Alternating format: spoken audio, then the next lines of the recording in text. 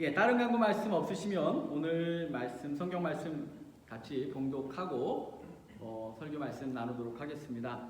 주부에는 여호수아서 5장 2절로 15절까지 되어 있는데 오늘 여호수아서 5장 2절로 9절까지 말씀만 봉독하도록 하겠습니다. 2절부터 9절까지 말씀인데 우리 말씀을 같이 읽으실 때 교독하도록 하겠습니다.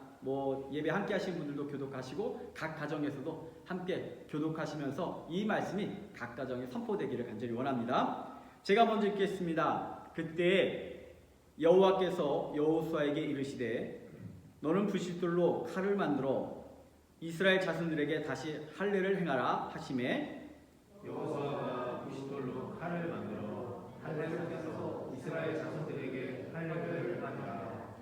여호수아가 할례를 시행한 까닭은 이것이니 애굽에서 나온 모든 백성 중 남자 곧 모든 군사는 애굽에서 나온 후 광야길에서 죽었는데 그 나온 백성은 다 할례를 받았으나 다만 애굽에서 나온 후 광야길에서 난 자는 할례를 받지 못하였습니다. 이스라엘 자손들이 여호와의 음성을 청종하지 아니하므로 여호와께서 그들에게 대하여 맹세하사 그들의 조상들에게 맹세하여 우리에게 주리라고 하신 땅 곧 젖과 꿀이 흐르는 땅을 그들이 보지 못하게 하리라 하시매 애굽에서 나온 족속 곧 군사들이 다 멸절하기까지 40년 동안을 광야에서 헤매었더니 그들의 율례를 잊게 하신 이 자손에게 여호수아가 할례를 행하였으니 길에서는 그들에게 할례를 행하지 못하였으므로 할례 없는 자가 되었음이었더라. 또 그 모든 백성에게 할례 행하기를 마침에 백성이 진중 각 처소에 머물며 낫기를 기다릴 때에 여호와께서 여호수아에게 이르시되 내가 오늘 애굽의 수치를 너희에게서 떠나가게 하였다 하셨으므로 그곳 이름을 오늘까지 길갈이라 하느니라. 아멘. 우리 함께 축복하겠습니다. 같이 손을 들고 함께 축복하겠습니다. 하나님께서 당신을 위하여 축복의 새 역사를 시작하셨습니다. 아멘. 또 우리 함께 축복합니다. 이번 주에 특별히 줄리아 헤어샵 이민호 집사님, 조은경 집사님 시작하셨는데 우리 영상 속 어딘가에 있지만 하여간 마음으로 느끼며 축복하겠습니다. 하나님께서 이민호 집사님과 조은경 집사님을 위하여 축복의 새 역사를 시작하셨습니다. 아멘. 예, 생각난 길에 한 번만 더 하겠습니다. 우리 교회에 12학년들 이제 거의 학교들이 거의 다 정해졌더라고요. 우리 이름을 다 부르기는 좀 어려우니까 우리 함께 따라하겠습니다. 하나님께서 좋은 교회 12학년들을 위하여 축복의 새 역사를 시작하셨습니다. 아멘. 오늘 승리를 위한 다른 길이라고 하는 제목으로 말씀을 나누도록 하겠습니다. 우리가 살면서 이길 조건을 소유한 사람들이 늘 이기는 결과, 어쩌면 뻔한 결과만 나온다면 어떨까요? 감동이 있겠는가? 또는 기대감? 또는 재미? 또는 살만? 이런 것들이 없을 것 같아요. 결과가 너무 뻔하다. 이길 조건을 가진 사람이 늘 이기고 질 사람은 늘 진다? 그런 세상이라면 참 답답했을 것 같다는 생각이 듭니다. 가끔은 이길 것 같지 않은 팀들이 이기고 세상에서 보잘것없는 사람들이 저렇게 잘 됐어? 어떻게 잘 됐지? 라고 하는 소리를 듣기도 하고 사람들이 말하는 일반적이고 또는 대세라고 하죠. 대세가 아닌 어떤 조건을 가진 사람들이 그 대세를 압도하는 일들이 있을 때 우리는 좀 살만 나는 세상, 좀 기대감을 가지는 세상을 살 수 있지 않겠는가 하는 생각을 하게 됩니다. 어떤 여인이 알코올 중독자인 남편과 살고 있었습니다. 예상이 되겠지만 그런 상황 속에서 참 어려움들이 많았겠죠. 그런데 이 여인이 굉장히 남편을 위해 신실한 마음으로 기도를 합니다. 어떤 날입니다. 그날도 어김없이 술에 만취한 남편이 들어와서 소리를 지르했을 것이고 여러 가지 상황 속에서 잠이 들었어요. 침대에 잠이 든 그 남편 한쪽 구석에 그 부인이 사랑하는 남편을 위해서 기도하기 시작합니다. 어떤 기도가 있었을까? 또는 얼마나 울었을까라는 생각을 하게 됩니다. 고인이 되신 저희 어머니께서 그 기도 때마다 그렇게 눈물을 흘리시는 모습이 떠올라요. 그렇게 기도하는데 아마도 기도 소리에 아니면 인기척에 술에 취해 잠자던 남편이 잠이 깼는데 아마도 짜증이 났던 모양이에요. 손에 잡히는 대로 잡았는데 그가 신고 들어왔던 더럽고 남자들 구두가 좀 무겁잖아요. 그 구두를 들더니 기도하는 부인을 향해서 냅다 던지고는 승질을 확 내고 자버린 거예요. 기도하는 부인은 그 어떻게 보면 환난 속에서도 참고 기도하기를 중간치 않은 채로 그 밤이 지났습니다. 다음날 아침 이제 술도 깨고 잠이 깬 남편이 눈을 뜨고 정신을 차리고 침대를 내려오는데 갑자기 충격적인 한 가지를 보게 됐습니다. 꿈결에 자기가 집어 던졌던 자기의 부인을 위해 집어 던졌던 더러운 구두가 이미 그 아침에 얼마나 잘 닦아놨는지 진짜 바짝바짝 우리 한국에서 하는 말로 파리가 미끄러질 정도로 바짝바짝하게 잘 닦여서 신을 자리에 잘 준비되어 있는 거예요. 그것을 보는 순간 굉장히 많이 부끄럽고 마음이 아프고 그러면서 내가 잘못했구나. 그 후로 술을 멀리 하고 변화가 나타났다고 합니다. 결국은 이 여인이 승리한 것이죠. 약함이 강함을 이기고 인내가 폭력을 이기고 아무것도 아닌 듯이 보이는 기도가 승리하는 삶이 분명히 있습니다. 믿으십니까? 그런 희망이 없다면 안타까울 것 같아요. 저는 그런 희망이 있기에 하나님을 믿고 여러분 앞에 설교하고 있는 겁니다. 고린도전서 1장 27절의 말씀 보니까 하나님께서 세상에 미련한 것들을 택하사 지혜 있는 자들을 부끄럽게 하시려고 세상에 약한 것들을 택하사 강한 것들을 부끄럽게 하려 하시며. 사랑하는 성도 여러분, 우리가 약하다고 좌절하지 말기를 원합니다. 우리가 부족하다고 포기하지 않기를 간절히 원합니다. 왜? 그러기에 하나님께서는 여러분을 사랑하시는 줄 믿습니다. 그러기에 하나님께서는 여러분에게 능력 주기를 원하십니다. 그러기에 하나님께서는 여러분의 간구와 기도를 원하십니다. 약함을 인정하는 자들의 기도, 부족하기에 하나님 붙들고자 하는 그들의 마음, 그 삶에 찾아와서 역사하신 하나님, 그 하나님 바로 우리 하나님이고 좋은 그 하나님이심을 믿으시기를 축원합니다. 그 하나님이 우리 하나님이기에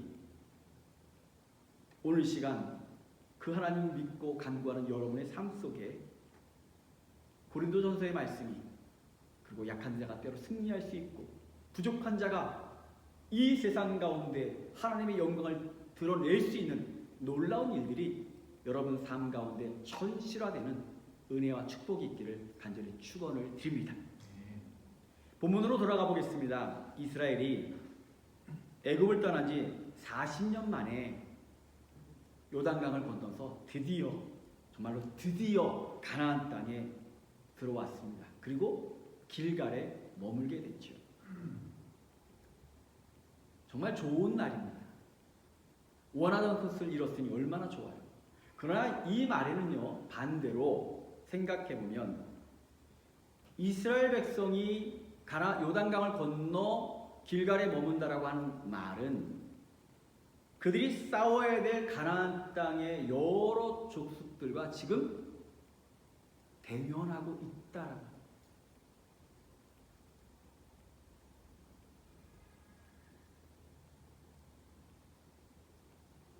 그때는 공기도 좋고 아마 땅이 넓으면 어떤 상황에서는 적들이 뻔히 보이는 곳에 있었을 겁니다.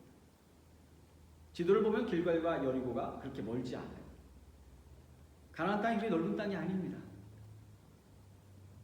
언제 어디서 적들을 만날지 모르고 싸워야 할지 모르는 그런 지경에 있다라고 합니다. 사자성어의 일촉즉발이라는 말이 있습니다. 즉 닿기만 해도 폭발한다는 말이죠. 적과의 전쟁이 언제 일어날지 모르는 초긴장 속에 이스라엘 백성이 지금 있는 거예요. 이런 가운데 하나님께서 명령하신 내용을 담은 것이 오늘의 본문입니다. 오늘 본문을 보면서 우리가 생각할 몇 가지를 나눠보도록 하겠습니다. 첫째로 본문을 보면서 함께 마음에 담아야 할 것은 하나님의 마음을 헤아리는 성도가 되시기를 간절히 축원합니다. 하나님의 마음을 헤아리는 성도가 되어야 돼요. 이스라엘 백성은 현재 가나안의 족속들과 언제든지 전쟁이 일어날 수 있는 초긴장 상태라고 이미 말씀을 드렸습니다. 전쟁이 언제 일어날지 몰라요. 언제 싸울지 몰라요. 이때 이스라엘 백성이 할 일은 무엇이겠습니까? 뭘 준비해야 됩니까? 아마 첫째로는 훈련을 해야 될 겁니다. 전쟁이 일어나면 1군이 이렇게 공격하고 2군은 저렇게 공격하고 측면이 이렇게 공격하고 부대를 나누고 편을 짜고 어떻게 공격할지 언제 활을 쏠지 훈련을 해야 되는 시간이에요. 칼을 비롯한 무기들을 정비해야 되는 시간입니다. 이스라엘 백성들이 쓰던 칼들은 그렇게 예리한 칼이 아닙니다. 한 번만 쓰고 나면 다시 잘 다듬어야 되는 칼이에요. 그런 무기들입니다. 그러니 이제 전쟁을 위해서는 칼을 잘 다듬기도 해야 되고 새로운 무기를 만들어야 하고 여러 가지 준비가 필요합니다. 얼마나 분주했겠어요. 아니면 적어도 그 죽음을 다투는 그 치열한 전쟁을 위해서라면 잘 먹고 잠을 푹 자면서 체력을 보강해야 되는 시간일지도 모릅니다. 이게 일반적 상식일 겁니다. 전쟁을 앞둔 군인들이 해야 돼요. 훈련, 무기 점검, 체력 보강, 그게 일반적 상식이에요. 누구나 이래야 됩니다. 그런데 하나님께서 이스라엘 백성에게 내리신 명령은 일반적 상식과는 너무나 동떨어진 내용입니다. 납득할 수 없는 내용입니다. 2절 말씀을 함께 읽어보도록 하겠습니다. 같이 읽겠습니다. 그때 여호와께서 여호수아에게 이르시되 너는 부싯돌로 칼을 만들어 이스라엘 자손들에게 다시 할례를 행하라 하시매. 2절의 말씀을 보면 하나님께서 말씀하신 건데 여기에 전혀 어울리지 않는 두 개의 단어들이 등장하고 있습니다. 너무 어울리지 않는 두 개의 단어들이 등장을 해요. 그게 뭐냐면 그때라는 말과 할례라고 하는 말. 그때 우리가 그저 문자적으로 이해를 하면 하나님께서 말씀하신 그때 그 시간 타임을 말하는 것 같지만 이 말은 히브리 원어를 살펴보면 단순히 시간을 말하는 것이 아니라 이런 의미를 갖고 있습니다. 적합한 때, 알맞은 때, 지금이야 이런 의미입니다.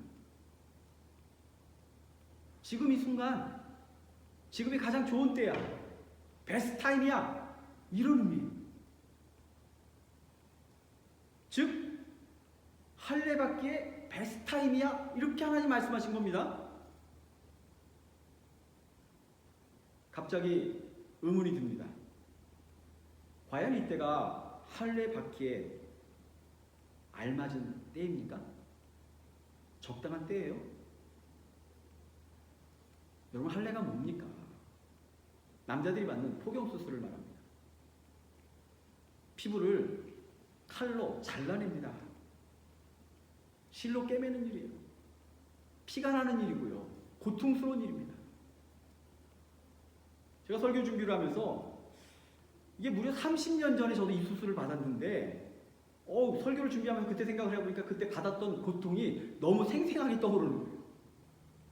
그냥 마취가 풀리면서 오는 그 정말 끔찍했던 고통? 그때 차도 흔치 않아서 수술을 받고 집까지 걸어갔는데 2km를 걸어갔는데 지금도 기억이 나는 게 얼마나 아픈지 수술이 풀리면서 걸어가는데 다리가 막 꼬여가지고 막 기어갔던 그런 기억이 나요. 이게 3일 동안 굉장히 아파요. 이 남자분들은 지금 다 이게 속으로 그 악몽이 떠오를 겁니다. 3일 무지하게 아프고 적어도 일주일은 고생을 해요. 생각만 해도.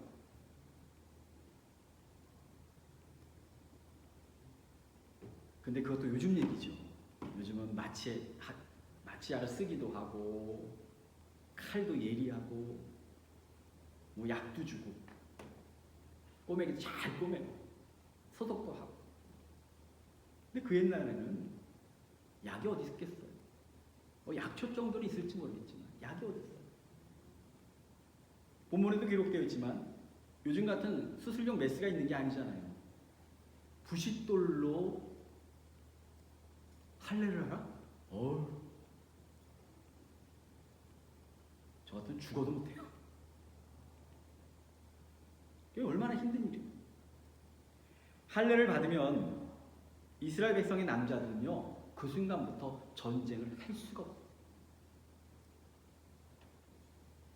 수술을 받고 걷기도 힘든데 갑자기 적들이 공격해오면 어떡합니까? 그럼 어떤 일이 벌어지겠어요?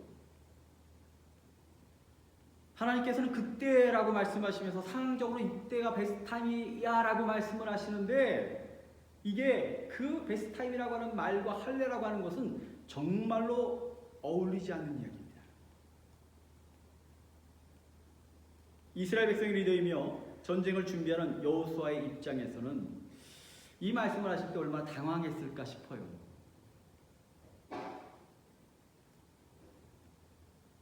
우리도 얼마 전에 갑자기 팬데믹이 오면서 갑자기 예배를 멈춰야 되는 상황이 왔을 때 목사가 겪어야 될 심적인 부담이 또 여러분도 그렇겠지만 얼마나 컸을지.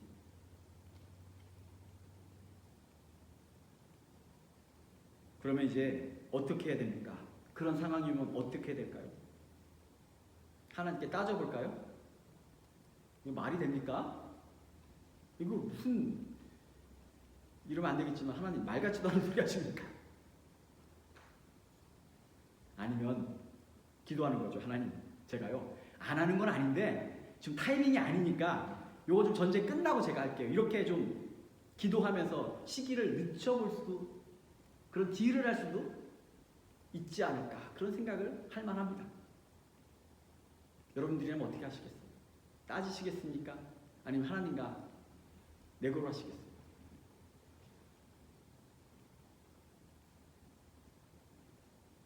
저는 오늘 여러분 앞에 분명히 말씀을 드립니다. 하나님의 명령 앞에 우리는 노라고 해서는 안 됩니다.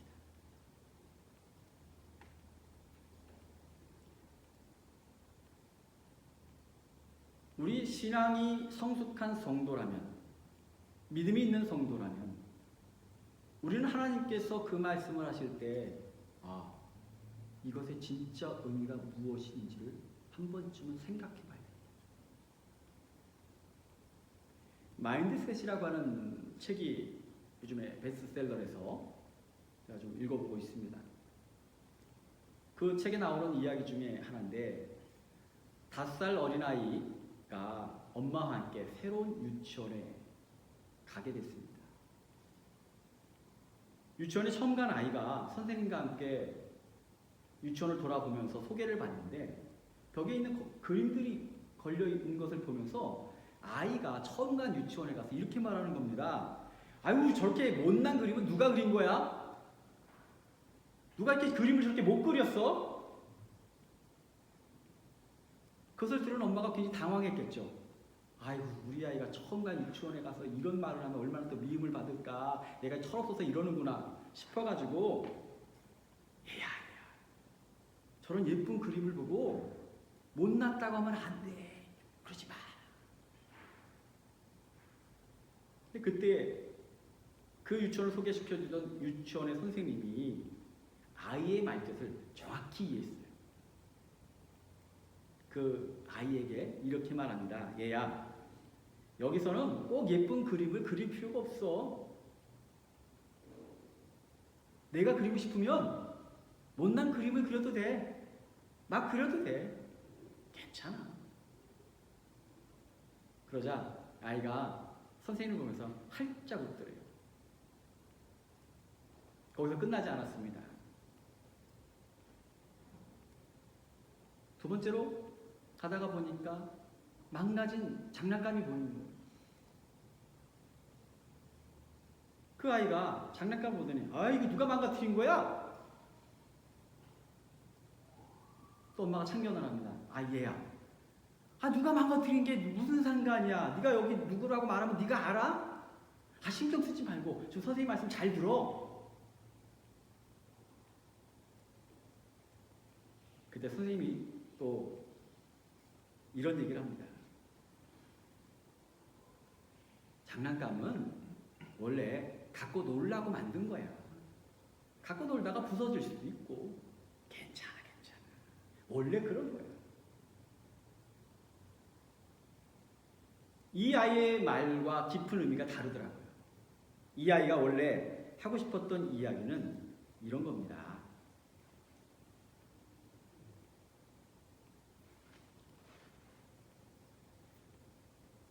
그림을 잘못 그리는 아이는, 잘 그리지 못하는 아이는 어떻게 해야 되죠?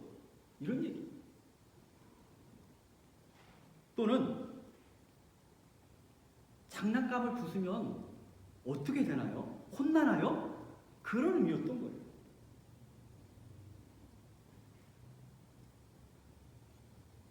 그 말은 뭐냐면 나도 부술 수가 있는데 아마 아이의 경험 속에 장난감 부순 경험이 있겠죠? 그림을 그렸는데 잘 못 그렸던 경험이 있겠죠? 그래서 궁금했는데 마음속에 내가 그림을 못 그리거나 장난감을 망가뜨리면 여기서는 혼나나? 야단을 맞나? 이런 생각. 근데 그런 선생님이 그 아이의 진짜 마음을 읽고 말해주는 거죠. 유치원은 혼나는 곳이 아니야.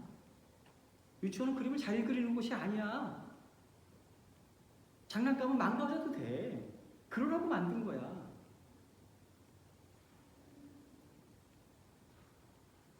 하나님과 우리의 관계 속에서 이 말씀, 이 이야기를 적용해 볼게요. 말도 안 되는 시점에 할례를 받아. 갑자기 드는 생각이 뭡니까? 하나님 정말 왜 그러시지? 하나님 왜 나한테 왜 그래? 이해할 수가 없네. 왜 이런 비상식적이고 받아들일 수 없는 명령을 하시지?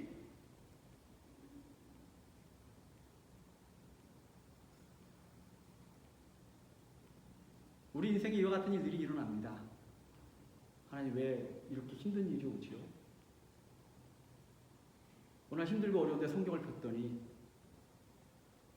기대하지 않은 말씀이 옵니다. 힘들 때 더 순종하라는 말씀이 갑자기, 아니면 헌신하라고 하는 말씀이, 더 주님을 바라보라는 말씀이, 힘들어 죽겠는데, 먹고 살기도 힘들어 죽겠는데 이런 말씀이 다가올 때가 있어요.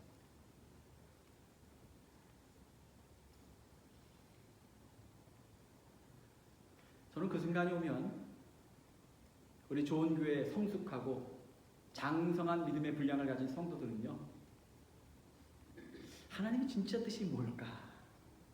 하나님 정말 저에게 원하시는 게 뭐죠? 한번 물어보는 성도가 되기를 간절히 축원합니다.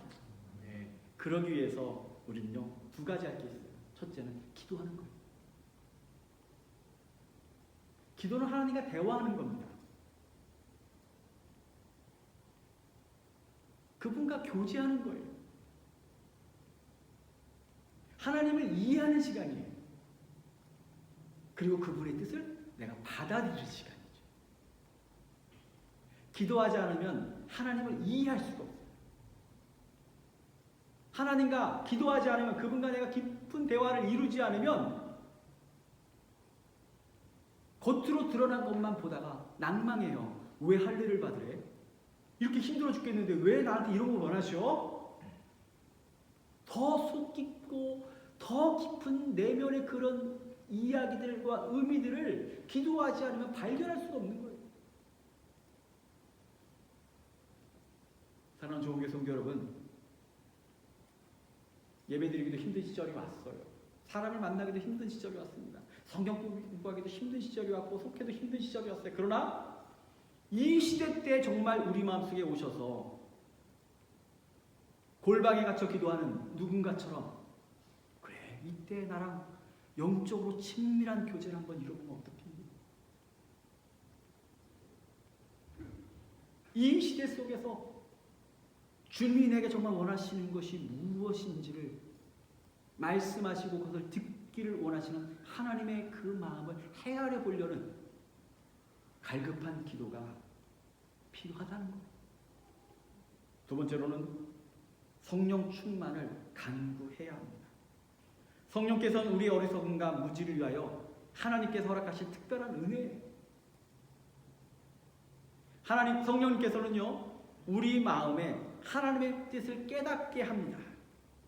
그리고 두렵고 어두운 마음에 확신을 주셔요. 기도와 성령 충만함으로 이 어두운 때에 하나님의 마음을 헤아리시고, 하나님 왜 그래요가 아니라, 아, 하나님 이거 원하셨군요. 나를 축복하시려고, 나를 행복하게 하시려고 지금 이때 이렇게 말씀하시는군요 라고 하는 기쁨의 감탄사가, 은혜의 깨달음이 여러분들 마음속에 가득하시기를 주님의 이름으로 축원을 드립니다. 이제 할례를 행하신 하나님의 뜻이 뭘까요? 한번 생각해 보고자 합니다. 그것은 하나님께서는 우리의 힘보다, 우리의 무기보다, 우리의 잘남보다, 우리의 지식보다 순종을 원하시기 때문입니다.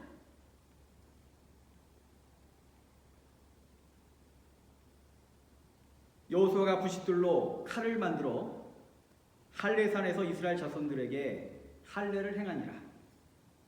여호수아가 할례를 시행할 까닭은 애굽에서 나온 모든 백성 중 남자 곧 모든 군사는 애굽에서 나온 후 광야길에서 죽었는데, 그 나온 백성은 다 할례를 받았으나 다만 광야길에서 난 자는 할례를 받지 못하였습니다. 본문을 보니까 이스라엘 백성이 할례를 받지 못한 지가 무려 40년이 됐어요. 당시 이스라엘 백성들 중에서 이미 할례를 받은 사람은 그렇게 많지 않습니다. 여호수아 갈렙 정도예요. 이미 수십 년이 지났고 다수가 할례를 받지 못했는데 하필 왜 그때가 적당하다고 말씀하시며 할례를 받으라고 하셨을까? 사람이 원하는 때와 하나님께서 원하시는 때가 충돌을 일으키는 순간이 굉장히 많아요. 한번 생각해 보세요. 하나님 말씀하시고 때로는 마음에 감동을 주시는데 인간적 생각이 막 부딪힐 때가 있지, 많지 않으셨어요? 믿음으로 하긴 해야 되는데 갑자기 할 생각을 하니까 숨이 가빠지고. 그러면 믿는 자는 어떤 선택을 해야 할까요?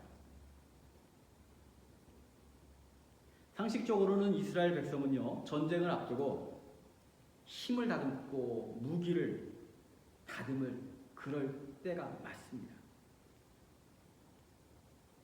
그런데 하나님께서는요, 전쟁을 앞두고 이스라엘 백성과 전혀 다른 상황에 맞지 않는 말씀을 하셨는데, 그 의미를 살펴보니까 할례 속에는요, 정말 중요한 단어가 담겨 있어요. 그것은 바로 순종입니다. 이것이 할례를 명하신 하나님의 진짜 뜻이에요. 왜냐하면 하나님께서는 알고 계셨는데 이스라엘 백성이 가나안 땅에서 전쟁을 치를 때 이스라엘 백성의 힘으로는, 무기로는 가나안 땅의 족속들을 이길 수 없다는 것을 하나님은 이미 알고 계셨어요. 이스라엘 백성이 싸워야 할 가나안의 여러 지파들이 있죠. 대표적 7지파가 있고 또 소수 지파들이 있는데 그 중에 하나가 헷 족속이 있습니다. 기억하실 겁니다. 헷 족속. 헷 족속은 히타이트족을 말해요. 여러분, 히타이트족 하니까 학교 당시에 학창 시절에 세계사죠? 세계사 때 배웠던 경험을 이렇게 더듬어 보면 히타이트족 하면 제일 먼저 떠오르는 게 뭐죠? 뭘까요? 바로 철기입니다. 히타이트족은 세계 최초의 철기 문화를 이룬 민족으로 역사에 기록되어 있습니다. 그 말은 히타이트족은 아직 다른 민족들이, 다른 인류들이 청동기 문화에 있을 때 그들은 농기구를, 무기를 철로 만들어내서 철로 제조해서 사용했던 족속이라고 하는 거예요. 한번 상상해 보세요. 이스라엘 백성들의 칼은 청동기로 만들어졌습니다. 돌입니다. 저들의 무기는 칼로 만들어졌습니다. 철로 만들어졌습니다. 철로 만든 무기와 청동으로 만든 무기가 부딪히면 누가 이깁니까? 청동으로 만든 무기를 가진 족속들은요, 철기 문화를 이길 수가 없어요.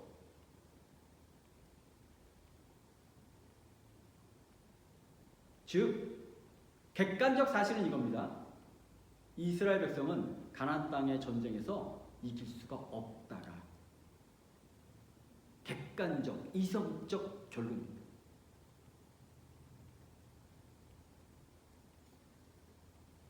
그러게 하나님께서는 그들에게 세상이 말하는 승리와 다른 길, 다른 방법을 말씀하신 겁니다.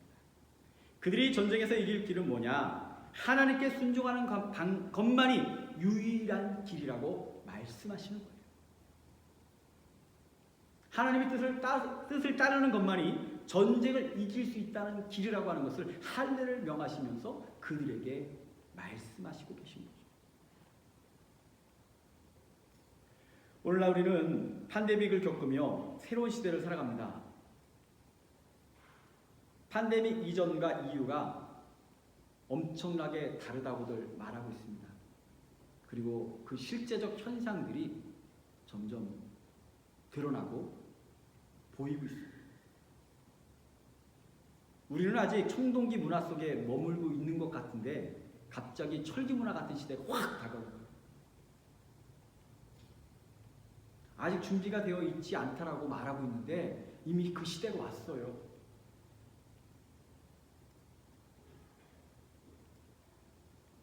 준비하기에는 많은 사람들이 말합니다. 이 나이에 어떻게 하라고? 우리가 20대도 아니고 30대도 아니고 이 나이에 이 새로운 문화, 새로운 것 속에서 뭐 어떻게 하라고, 뭘 어떻게 준비해야 될지도 잘 모르겠어요. 앞으로 어떤 일이 일어날지도 잘 모르겠어요. 백신은 언제 나올지, 과연 예전처럼 교회가 같이 만나서 예배드리고 밥은 먹을 수 있을지,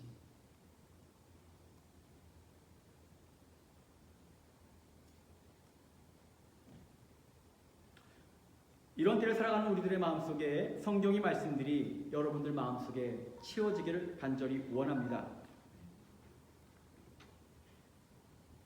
성경에 기록된 믿는 자들의 승리를 살펴보면 공통점이 있습니다. 승리 뒤에는 믿음과 순종이 있었다. 전쟁에서 정말 이기길 원하신다면 오늘 시간 내 안에 주님께서 명령하실 때 그 믿음과 순종이 있는지를 살펴보시기를, 확인하시기를 부탁을 드립니다. 본토 친척집을 떠났고 백세 얻은 아들을 하나님께 바친 아브라함의 순종이 있었습니다. 흉년 때 애굽으로 떠나는 마음을 접고 굶어 죽을 각오로 하나님께 순종함으로 그랄 땅에서 100배의 결실을 얻었던 이삭의 순종이 있었습니다. 수많은 적들을 앞에 두고 겨우 300명의 용사들로 전쟁을 치루었던 기도원의 순종이 있었습니다. 무엇보다도, 그 어떤 것보다도 인류를 위해 십자가의 길을 가신 예수님의 순종이 있었습니다. 예수님의 십자가의 순종으로 말미암아 우리는 하나님의 백성이 될 수 있는 길을 얻었고 영생과 축복의 자녀가 되는 길을 얻은 줄 믿습니다. 다 순종의 축복이 있었던 거예요. 우리의 힘으로는, 능력으로는 이길 수 없겠지만 순종의 할례로 하나님께 속한 자는 하나님께서 우리를 대신하여 싸우시는 놀라운 일들을 경험하게 될 줄 믿습니다. 길갈에서 할례, 그 안에 가장 강력한 의미는 그럼에도 불구하고 순종할 수 있겠니? 라고 질문하시는 하나님의 질문이 우리에게 다가온 겁니다. 이렇게 어려울 때 순종할 수 있겠느냐고 묻습니다. 이렇게 힘들 때 순종할 수 있겠느냐고 묻고 계십니다.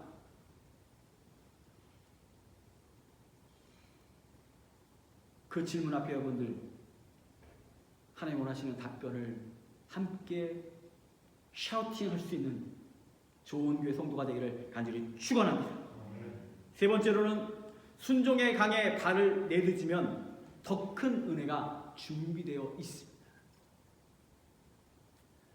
리더인 여호수아는 고민이 많았지만 순종의 강에 발을 내딛습니다. 그리고 이스라엘 백성이 할례를 받았어요. 이스라엘 백성은 고통과 두려움에서 며칠을 보냅니다. 여러분 그거 아시죠? 힘들 때는요 이상하게 시간이 안 가요. 정말 괴로울 때는요 시간이 안 가요. 하루를 보내는 게 얼마나 긴지 몰라요.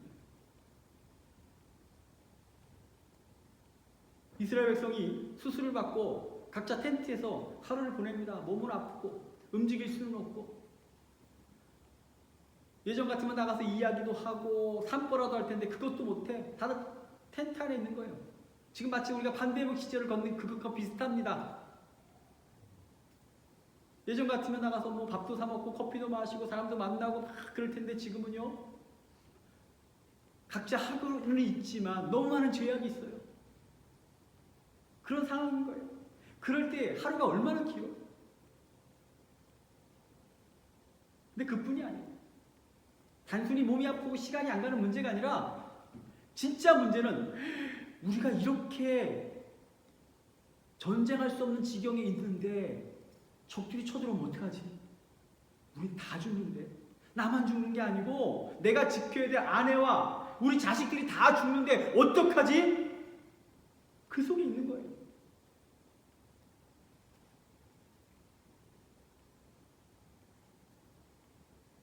얼마나 두려웠겠어요.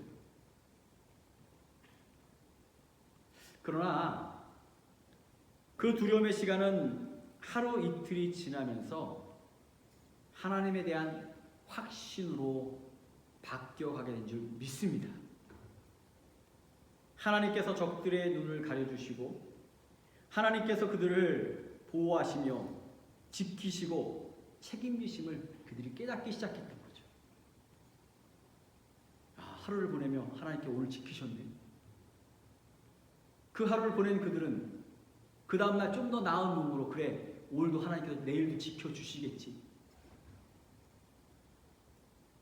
3일째가 돼도 그래 이틀을 지켜주신 하나님께서 오늘도 나를 지켜주시겠지. 하루 이틀 사흘 나흘이 지나면서 그들은 할례 받고 낫기를 기다린 그때 그리고 순종의 그 강물에 발을 내디뎠을 때 하나님께서 그들을 강력한 손으로, 의로운 손으로, 능력의 장중에 그들을 품으시며 지키시고 보호하시는 그 놀라운 능력이 이제 깨달아지고 체험되고 마음으로 받아들여지는 영적인 변화의 현상들이 그들에게 나타나게 된 줄 믿습니다. 근데 그거 아세요? 망설이고 두려워하여 발걸음을 내딛지 못하면 이 기쁨과 놀라운 은혜를 체험할 수 없다는 거예요. 오늘날 많은 성도들이 알기는 알지만, 듣기는 들었지만, 마음의 요청은 받지만 망설이고 두려워하다가 그 은혜의 강물에, 순종의 강물에 발을 내딛지 못하는 일들이 너무나도 많습니다. 하나님께서는 그 강물에 발을 내디딤으로 말미암아 더 큰 은혜를 준비하고 계셨는데, 걱정하고 염려하고 계산하고 따지다 그 강물에 발걸음을 내딛지 못해서 더 큰 은혜를 누리지 못하는 안타까운 일들이 많다는 거예요.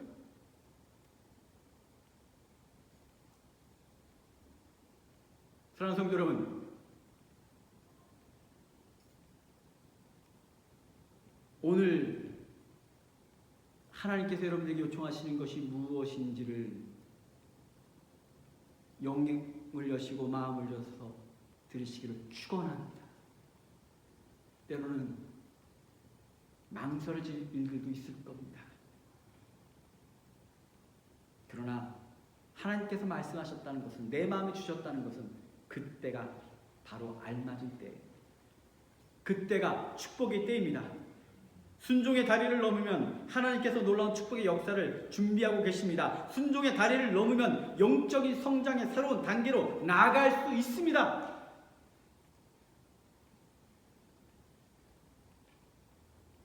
암울하다고 말하는 이때, 힘들다고 말하는 이때 우리는 하나님과 더 깊은 교제를 맺을 수 있고, 하나님이 더 뜨거운 사랑, 그 놀라운 능력을 체험할 수 있는 그때, 가장 알맞은 때 우리는 서 있어요. 필요한 것은 다른 것이 아닙니다. 예수 그리스도의 보혈로, 그 믿음으로 하나님의 말씀 앞에 순종하는 주의 백성 되시고, 그 순종으로 말미암아 하나님의 놀라우신 축복과 은혜의 물결 속에 마음껏 기뻐하시며 행복해하시며 그분의 자비로 이 세상을 압도하는 주의 백성 되는 은혜가 있기를 간절히 축원합니다. 기도하겠습니다. 아버지 하나님, 오늘도 여호수아서의 말씀을 통해 저에게 힘주시니 감사를 드립니다. 할례라 명하셨지만 그 뒤에 그들을 사랑하셨고 그들을 지키셨고 축복하셨던 하나님의 놀라움이 우리 좋은교회 성도들의 마음속에도 임하기를 간절히 원하오니, 이 환란의 시대를 살 때 주님과의 더욱은 깊은 교제와 기도로 성령의 충만으로 승리자의 삶이 되는 은혜를 더하여 주시옵소서. 망설이는 우리들의 마음을 이제는 꺾고 순종의 물결 속으로, 순종의 역사 속으로 우리를 내던져 우리의 신앙이 성장하고 하나님의 능력을 체험하고 이 시대 주의 백성들이 사는 그 모습을 당당히 드러낼 수 있는 좋은 교회 모든 성도들에게 역사하여 주옵소서. 이 모든 말씀 예수 그리스도의 이름으로 기도드렸사옵나이다. 아멘.